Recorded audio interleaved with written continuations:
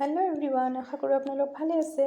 মই আজি আমৰ আচাৰৰ বেলেগ এটা ৰেচিপি আপোনাৰ লগত শ্বেয়াৰ কৰি আছোঁ। কম তেলতে আৰু কম মছলা দি কেনেদৰে আমৰ আচাৰ বনাই বছৰলৈকে ভালে ৰাখিব পাৰি, তাকে আজি মই দেখুৱাম। ইয়াত মই 1 কেজি আম ধুই ভালদৰে শুকাই লৈছোঁ, আমত যাতে অলপো পানী নাথাকে। তাৰপিছত সৰু সৰু টুকুৰা কৰি কাটি লৈছোঁ। আমৰ আঠি যদি টান হৈ থাকে তেনেহ'লে আমবোৰ ছাইডৰ পৰা কাটি লৈও এনেদৰে আমৰ আচাৰ বনাব পাৰি। ইয়াত মই 1 কেজি আমত সৰু বাটিয়েদি 1 বাটি মই নিমখ দি দিলোঁ।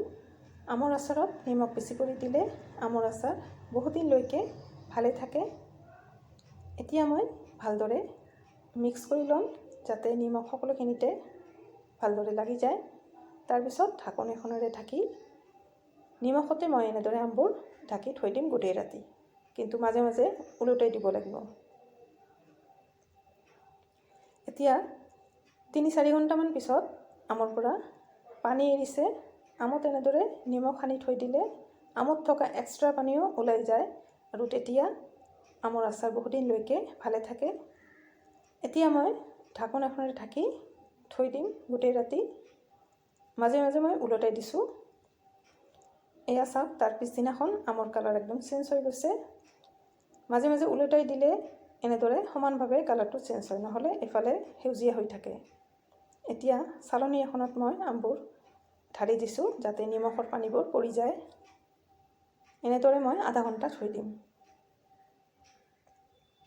আধা ঘণ্টাৰ পিছত ইয়াত মই 2 চামুচ হালধিৰ গুড়ি দি দিম। আপুনি গামলা এখনতো আমবোৰ ঢালি হালধিৰ গুড়ি দিব পাৰে। হালধিৰ গুড়ি দিয়াৰ পিছত আমবোৰ মই ভালদৰে মিক্স কৰি ল'ম যাতে হালধিৰ গুড়ি সকলোখিনিতে ভালভাৱে লাগি যায়। ইয়াৰ পিছত মই আমবোৰ 2টা ষ্টিলৰ থালত পাতল কৰি মেলি ৰ'দত দিম। আমৰ আচাৰ বনোৱাৰ সময়ত এইটো কথা মনত ৰাখিব লাগিব যে হালধি মাখি যেতিয়া ৰ'দত দিম তেতিয়া কিন্তু বেছি যাতে শুকাই নাযায়, তেনেহ'লে আমৰ আচাৰ একদম টান হৈ যাব। হালধি মাখা হৈ গৈছে। এতিয়া মই 2টা থালত মই এনেদৰে ৰ'দত দিছোঁ গোটেই দিনৰ বাবে। এয়া এদিনতে মোৰ আমৰ আচাৰ কিন্তু শুকাই গৈছে। যদি এদিনতে নুশুকায় তেনেহ'লে পিছদিনাখন 2-3 ঘণ্টাৰ বাবে দিব পাৰে, কিন্তু ইয়াতকৈ বেছি নিদিব। দিলে কিন্তু আমৰ আচাৰ একদম টান হৈ যাব। এয়া চাওক, একদম শুকাই গৈছে নিমখৰ পানীটো। ভাল ৰ'দ থাকিলে এদিনতে শুকাই যায়। আমৰ আচাৰ বহুতৰে টান হৈ যায়। হালধি মাখি যেতিয়া ৰ'দত দিয়ে তেতিয়া ৰ'দটো বেছি পায় আৰু তেতিয়াই আমৰ আচাৰ বেছি শুকাই যায় আৰু টান হৈ যায় আচাৰ বনোৱাৰ সময়ত। এতিয়া মই মছলা ৰেডি কৰিম। জিৰা লৈছোঁ 2 চামুচ, আধা চামুচ মই মেথি লৈছোঁ, আধা চামুচ আজৱাইন লৈছোঁ আৰু 2 চামুচ চফ লৈছোঁ আৰু 3 চামুচ মই সৰিয়হ লৈছোঁ।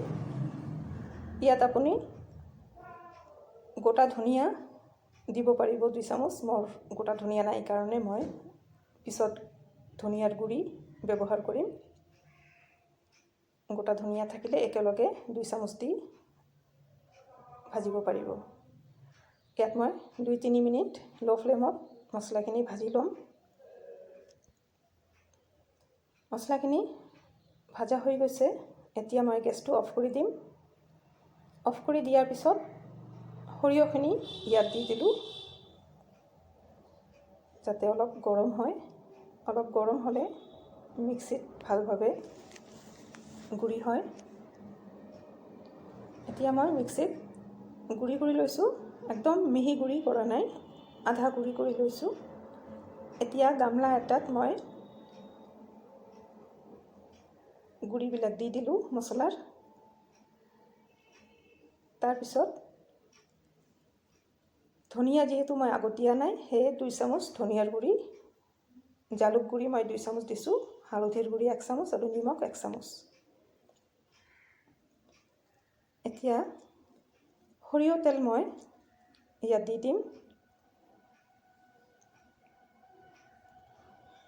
আধা বাটি মই সৰিয়হ তেল দি দিলোঁ। তেলৰ প্ৰয়োজন হ'লে মই পিছত আৰু দিম। অলপ তেল দি মই মছলাবিলাক প্ৰথমতে ভালদৰে মিক্স কৰি লৈছোঁ তেলৰ লগত। ইয়াৰ পিছত ডাঙৰ চামুচেৰে 1 চামুচ মই ইয়াত পাঁচফোৰণ দি দিম।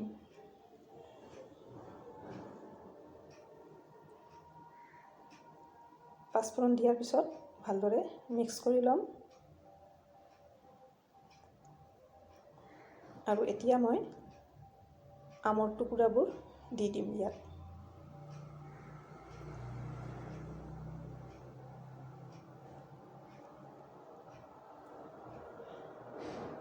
আমবোৰ এদিনতে ধুনীয়াকৈ শুকাই গৈছে।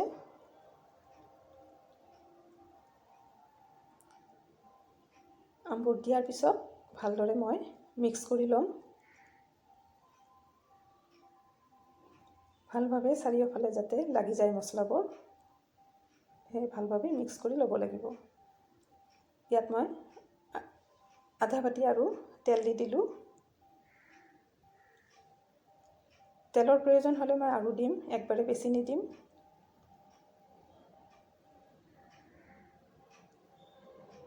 ভালদৰে মিক্স কৰি লোৱাৰ পিছত ইয়াত মই আৰু 1 চামুচ জলকীয়াৰ গুড়ি দি দিম। আৰু তেলো আৰু 1 বাতি মই দি দিম। মুঠ 2 বাতি মই ইয়াত তেল দি দিলোঁ, সৰিয়হ তেল। আপোনাৰ তেল কম হ'লে কেঁচা তেলে দিব পাৰিব। দিয়াৰ পিছত ভালদৰে সানি লৈ এতিয়া মই ৰ'দত দিম 5 পৰা 6 দিন। গামলাতে মই এনেদৰে ৰ'দত দিম আৰু বাৰে বাৰে লাৰি থাকিম, যাতে চাৰিওফালে ৰ'দটো পায়। 5-6 দিন এনেদৰে মই গামলাতে ৰ'দত দিছোঁ আৰু আমবিলাক চাওক একদম মজি গৈছে। এতিয়াও অলপ টান আছে, কিন্তু ৰ'দত দি এনেদৰে দিলে মজি যাব। এতিয়া মই কাঁচৰ বটল এটাত ভৰাই দিছোঁ। দিয়াৰ পিছত দেখাই দিছোঁ আমবোৰ একদম মছলা তেল একদম কম আছে। ইয়াত তেল কম লাগিলে আকৌ তেল দি ৰ'দত দিব পাৰিব। আমবোৰ চাওক একদম চফ্ট হৈ গৈছে ৰ'দত দি থাকোঁতে। এই বটলত ভৰাই দিয়াৰ পিছতো আপুনি কিন্তু ৰ'দত দি থাকিব লাগিব কেইবাদিনো। আশা কৰিছোঁ ৰেচিপিটো ভালেই লাগিছে। যদি ভাল লাগিছে লাইক এটা দিব, কমেণ্ট কৰিব। আকৌ লগ পাম বেলেগ এটা ৰেচিপিৰ সৈতে।